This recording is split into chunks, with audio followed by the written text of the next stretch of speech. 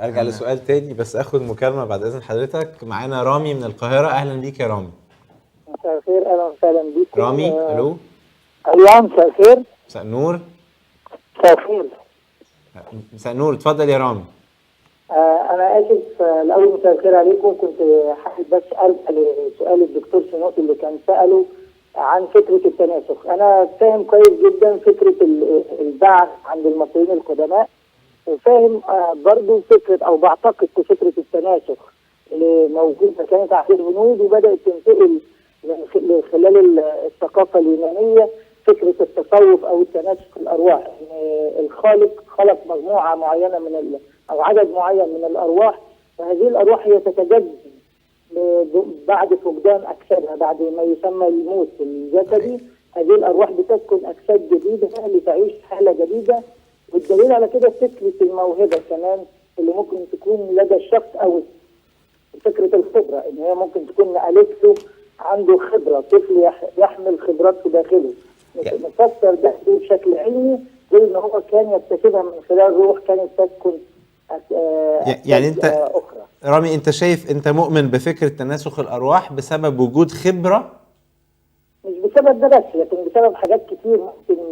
زي ايه يعني؟ انت قلت الموهبه والخبره، ايه تاني؟ لا يعني مثلا فكره الخبره الغير مبرره لدى الاطفال.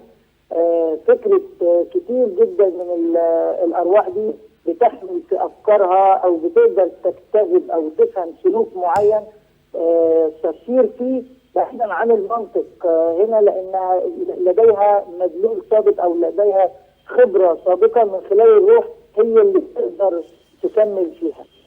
اشكرك يا رامي. دكتور ماهر، ايه رايك؟ طبعا يعني انا يعني هو بيقول ان الاطفال عندهم خبره، يبدو انها عندهم من الاساس بدون ما يكونوها على الارض، فده ممكن يكون دليل على ان دي ارواح. والمواهب اوكي، اذا هننتقل للمجال ده فانا احتكم الى الاعلان الالهي، لان احنا دخلنا في عالم غير المنظور لا يخضع للعلم، فاحنا دخلنا هنا في مجال الارواح او الكلام الروحي، فالمرجع هو الكتاب المقدس. الكتاب المقدس بيقول انه الروح الانسانيه اللي موجوده في داخل الانسان ليست صفحه بيضاء، لكنها موجوده وبداخلها قانون ادبي، وهي مخلوقه على صوره الخالق. فصورة الخالق كائن عاقل راشونال، وكائن علاقاتي ريليشنال، وكائن مبدع. فالروح الإنسانية مجرد ما بتوجد في الإنسان بها قانون أخلاقي، وهي مخلوقة على صورة الخالق، فهي ليست صفحة بيضاء يشكلها المجتمع كما يتصور البعض. صحيح المجتمع بيساعدها على أن تبرز مواهبها وإمكانياتها، لكن هي تحوي كل هذا في ذاتها. وفي تجارب معمولة، الأطفال من سن 3 شهور بيبان عندهم القانون الأخلاقي، وتصرفات الأطفال بتبان عليها الإبداع، فده لأنه موجود في الروح الإنسانية. بيتهيألي ان الجزء العلمي كمان الجينات، يعني الجينات الجينات فيها طبعاً جزء من طبعاً الصفات بلا شك، والمواهب. جميل. دكتور سينوت، انا عايز بس اخد من دكتور ماهر كلمة اللي قالها ان كل ما زادت مساحة الاتصالات وحجم الاتصالات الرهيب جدا اللي بقى موجود ومخيف فعلا، زاد الوحدة او الشعور بالوحدة، وزاد التوحد كمان، لان اصبح من الاعراض الجانبية لاستخدام الكمبيوتر والانترنت والشبكات الاجتماعية هو شعور الانسان او يؤدي الى نوع من التوحد والعزلة. بالمناسبة يعني النهاردة اليوم العالمي للتوحد، وده فعلا حاجة بتحصل كتير، ان بيحصل ناس ارتداد في سن الكبير. احنا عارفين التوحد مرض بيجي من الطفولة، لكن فعلا في السن الكبير ده بيجي نوع من التوحد. انا الحقيقة برضو ده سببه ان الانسان فقد علاقته بربنا بالخالق. يعني أنا في قصة مشهورة جدا من الكتاب المقدس، الحقيقة إليشع خد شعار من إيليا بيقول أنا حي هو الرب الذي أنا واقف أمامه، وكان دايما يكرر العبارة دي كتير قوي. وده اللي اداله مقاومة لما جه نعمان السورياني وبعد ما شافاه حاول يديله حاجة وهو رفض تماما.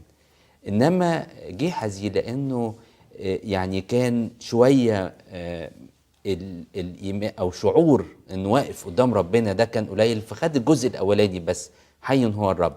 فلما جه نعمان السورياني بيعرض على أليشع وأليشع رفض، جري ورا أليشع هو وقال له حي هو الرب، ما كملش بقى الذي انا واقف امامه، حي هو الرب. مفيش علاقة مع الله بالظبط، يعني انا ده سبب، ورجع وغلط طبعا وراجع وراه. أأكد كلامك يا دكتور السينود، نحن من أروع ما يميزنا كبشر القدرة العلاقاتية. نجاح الإنسان لا يعتمد فقط على قوة المنطق، لكن على قدرة العلاقات. قد إيه بقدر أقيم علاقات صحيحة وسوية وناجحة مع الآخرين. هذه الطاقة العلاقاتية، إنجاز لي أن أسميها طاقة علاقاتية، تمكنني من النجاح العلاقاتي اللي يؤدي في النهاية لنجاحي كإنسان، تعتمد تماما وتفجر من خلال علاقة مع نبع الوجود، مع الكائن العلاقاتي الأعظم اللي هو الله. لكن دكتور، كان في سؤال عند دكتور سينوت واحنا بنناقش الأسئلة قبل الحلقة على فكرة النجاح، انه في كتير جدا بدون علاقة مع الله وناجحين في علاقاتهم، في أشغالهم، في الحياة العملية. بالتالي ده كان سؤال من أسئلة حضرتك يعني. فايه تعليقك قبل ما ناخد مكالمة أخيرة عشان فاضل أقل من 3 دقايق؟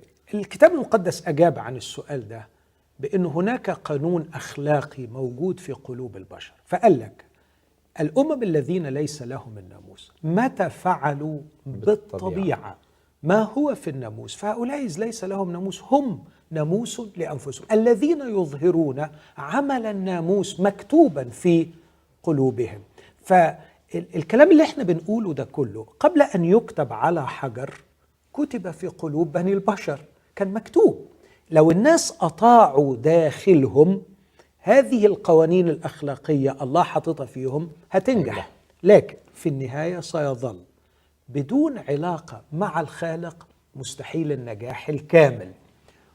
وما تفترضش أن الإنسان يا إما في علاقة مع الخالق بنسبة 100% يا إما ملهوش إطلاقا علاقة مع الخالق. أنا بشوف المسألة رينج كبير قوي في مسألة العلاقة مع الخالق، لكني أؤكد أنه بدون علاقة واعية كاملة مع الخالق من الممكن أن ينجح كطبيب، من الممكن أن ينجح كصديق، لكن الجوانب المتعددة في الحياة صعب جدا.